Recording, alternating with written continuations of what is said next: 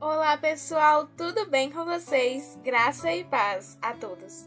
Nós estamos aqui para o 5º dia da nossa Semana das Emoções, onde juntos estamos entendendo e aprendendo sobre as nossas emoções e o que a Bíblia nos diz sobre cada uma delas. Então, para começarmos o nosso vídeo de hoje, roda a vinheta e vamos lá! Hoje nós vamos estudar e entender sobre a depressão e o que a Bíblia nos diz a respeito desse assunto. Lembrando que se você quiser acompanhar esse nosso curso bíblico Sentimentos e Emoções, você pode fazer isso aí da sua casa mesmo, de forma online e gratuita, através do site biblia.com.br. Deixarei o link aqui para vocês na descrição. Assim você pode nos acompanhar e estudar junto conosco através do seu celular ou computador. Então, para começarmos mais uma vez, eu vou compartilhar a tela do meu notebook para a gente ler as introduções e fazer as avaliações finais. Aqui temos uma foto ilustrando, essa emoção, esse sentimento. E aí diz que a depressão é hoje um fenômeno tão comum que foi apelidada como a gripe da doença mental. Você deve conhecer pelo menos uma pessoa que sofreu ou ainda sofre com depressão. Do ponto de vista linguístico, a palavra depressão refere-se a uma pressão que é feita de cima para baixo. Sendo assim, aquele que está deprimido está sendo pressionado ou oprimido por uma força que vem de cima. Essa abordagem linguística da depressão é muito interessante, visto que o deprimido se sente exatamente assim, como se algo pressionasse para baixo, sem forças para reagir. A depressão é classificada por alguns estudiosos em 4 categorias: estado afetivo de tristeza, sintoma, síndrome e doença. Dentro dos campos da psiquiatria e psicologia, a depressão é classificada como um transtorno do humor, e seu diagnóstico possui critérios bem definidos que devem ser considerados. Mesmo que uma pessoa não seja diagnosticada com depressão pelos critérios que orientam esse diagnóstico, é possível que ela já tenha experimentado alguma vez a depressão como estado afetivo de tristeza. Um fato deve ser seriamente considerado: é que a depressão incomoda, gera sofrimento, limita a nossa vida, prejudica a nossa saúde física, mental e espiritual e gera problemas em nossos relacionamentos. Por isso, a indústria farmacêutica fatura tanto em cima da venda de antidepressivos. Ninguém, em sã consciência, deseja sofrer com a depressão. A principal característica do ambiente de um deprimido é a presença de muitas estimulações negativas e a ausência de estimulações positivas. Um ambiente em que só há reclamações, críticas e problemas é um ambiente propício para o desenvolvimento do sentimento de depressão. Na Bíblia, encontramos a história de alguém que, em determinado momento, viu-se cercado de tantas coisas ruins que experimentou o humor depressivo. Não podemos dizer que ele sofreu de depressão enquanto doença, mas encontramos em sua experiência algumas características relacionadas ao sentimento de depressão. Estamos falando de Elias. Observe o contexto que Elias agiu como um deprimido. 1 Reis 19, 1 e 2. Jezabel era uma rainha perversa e Elias acabara de levar à morte dos profetas de Baal que serviam a Jezabel. Tendo suscitado a ira de Jezabel, conhecendo sua maldade, Elias agora via-se num beco sem saída. Nesse momento, ele não via nada de bom em que se apegar. Elias estava diante de uma ameaça. Leia 1 Reis 19, 4.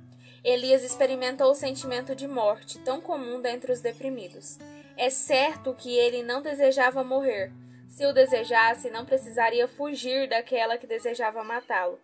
Mas o contexto em que estava era tão aversivo que, pela ausência de qualquer coisa que pudesse ser avaliada como positiva, Elias pensou em morte como solução para findar o sofrimento.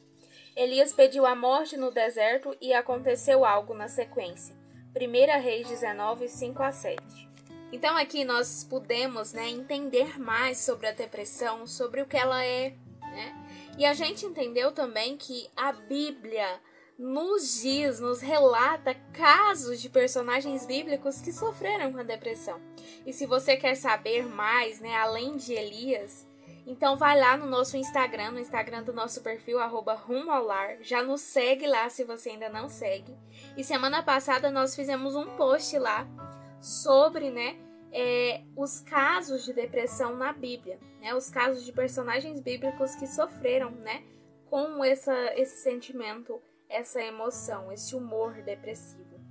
E interessante porque aqui diz que a depressão ela nos afeta físico, mental e espiritualmente. Então, a depressão ela é uma doença mental, né? Uma doença psicológica, uma doença emocional. E isso tem que ver com saúde emocional. Então, nós entendemos já que a nossa mente ela está intimamente ligada ao nosso corpo. Portanto, se a nossa mente sofre, o nosso corpo também sofre. E a espiritualidade também está intimamente ligada às nossas emoções. Portanto, se nós estamos mal emocionalmente, nós vamos estar mal fisicamente e, consequentemente, espiritualmente também. Continuando a nossa leitura, diz assim: Elias parecia bem indisposto e tudo o que fazia era dormir, até o anjo do Senhor levar alimento para ele. A alteração do sono também é uma característica da depressão. Pessoas deprimidas se queixam de só querer dormir o tempo todo ou de não conseguir dormir. É comum que o apetite seja alterado também, sendo que alguns perdem o apetite e outros sentem vontade de comer com mais frequência. No caso de Elias, vemos ele sendo sustentado por Deus enquanto tudo o que fazia era dormir. Deus faz uma pergunta importante para sua cura e Elias responde. 1 Reis 19:9, 10, 13 e 14. Aqui vemos mais uma característica típica da depressão: distorção da percepção da realidade. Elias olhava para sua realidade e via apenas parte dela. Via seu zelo em defender a honra do verdadeiro Deus. Considerava que havia ficado sozinho, no final da história e, para piorar, ameaçado de morte. Elias via todos os aspectos negativos presentes naquele contexto, mas não enxergava aquilo que havia de bom. Quando alguém sofre de depressão, é comum que se concentre nos aspectos negativos de sua vida e não consiga enxergar aquilo que há de bom em sua realidade. Em 1 Reis 19:18, Deus mostra a Elias que ele estava olhando para uma realidade distorcida e lhe revela que ele não estava sozinho. Havia outros 7.000 que, como ele, adoravam o verdadeiro Deus. Elias se sentia sozinho em meio a outras 7.000 pessoas. Sim, é possível distorcer a realidade dessa forma quando somos tomados por um sentimento tão negativo como a depressão. As situações difíceis e problemáticas da vida podem facilmente nos convencer de que não existe saída, de que tudo está caminhando para o pior e de que somos incapazes de reagir a toda essa tribulação. Mas aquele que crê na palavra de Deus não precisa sofrer com essa dor. A Bíblia nos apresenta a solução para a depressão, para os becos sem saída, para esse sentimento de impotência diante dos problemas. Deus. À tarde, pela manhã e ao meio-dia farei as minhas queixas e lamentarei, e ele ouvirá a minha voz. Salmo 55:17. Podemos confiar que Deus sempre nos ouve e está disposto a nos amar, como fez com Elias. Para refletir, não devemos incentivar um espírito de entusiasmo que trazê-lo por algum tempo, mas logo desaparece, deixando o desânimo e a depressão. Necessitamos do pão da vida, o pão que desce do céu, para dar vida à alma. Estudai a palavra de Deus. Não vos deixeis controlar pelos sentimentos. Evangelismo, página 138. Nós percebemos que a depressão, né, ela tem alguns sintomas que são bem característicos e que variam de pessoas para pessoas. Por exemplo, alguns perdem o sono enquanto outros só querem dormir. Alguns perdem a fome enquanto outros comem muito. Então Elias, né, ele foi acometido pelo sintoma da depressão da seguinte maneira: ele só queria dormir e ele não estava se alimentando, né? Mas as pessoas podem reagir de diferentes formas, né? Como eu disse, são sintomas assim bem característicos e que variam, né, de pessoas para pessoas. E aqui a gente entende que há cura para a depressão. E a cura é Deus. A cura é recorrer a Ele, como Davi disse, né? E fazer as suas queixas, as suas lamentações ao Senhor, entregar para Ele isso, né? Então é muito importante, né? Confiar em Deus mesmo em meio às adversidades. Eu sei que não é fácil, mas nós precisamos, né, aprender a confiar em Deus mesmo em meio ao caos, mesmo em meio às trevas, mesmo em meio aos desertos da vida, né? Porque Ele está conosco assim como Ele estava com Elias e Ele nos levantará, né? Ele levantará você que está sofrendo com a depressão, assim como fez com Elias. Tem um outro trecho do Para Refletir que diz: uma mente bem disposta, um espírito alegre é saúde para o corpo e energia para a alma. Nenhuma causa de doença é tão fecunda como a depressão, a melancolia e tristeza. Medicina e Salvação, página 106. E agora chegou o nosso momento de fazermos as avaliações do que aprendemos a respeito desse tema estudado de hoje. E a primeira pergunta nos diz assim: em que contexto Elias agiu como um deprimido? 1 Reis 19, 1 e 2, que nos diz o seguinte: Acabe contou a Jezabel tudo o que Elias tinha feito e como havia matado todos aqueles profetas à espada. Por isso Jezabel mandou um mensageiro a Elias para dizer-lhe: que os deuses me castiguem com todo rigor, se amanhã, nesta hora, eu não fizer com a sua vida o que você fez com a deles. Então, em que contexto, né, Elias começou a agir como um deprimido? Ele estava sob a ameaça de morte de Jezabel ou Elias nunca se deprimiu? E com a leitura que nós acabamos de fazer, nós entendemos, né, que Elias ele estava sob a ameaça de morte de Jezabel. Jezabel o ameaçou que iria matá-lo, né? E por isso ele começou a se sentir deprimido. Aqui na segunda pergunta nos diz assim: o que Elias fez diante dessa ameaça? 1 Reis 19:4, que diz assim: e entrou no deserto, caminhando um dia. Chegou a um pé de geista, sentou-se debaixo dele e orou, pedindo a morte. Já tive o bastante, Senhor, tira minha vida, não sou melhor do que os meus antepassados. Então, o que Elias ele fez diante dessa ameaça de morte, né, que Jezabel fez?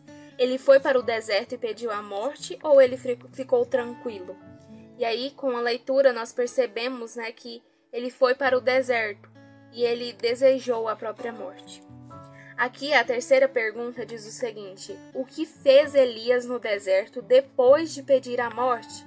A resposta nós encontramos em 1 Reis 19, 5 a 7, que nos diz o seguinte: se deitou debaixo da árvore e dormiu. De repente, um anjo tocou nele e disse: levante-se e coma.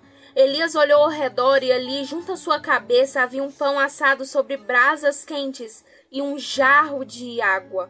Ele comeu, bebeu e deitou-se de novo.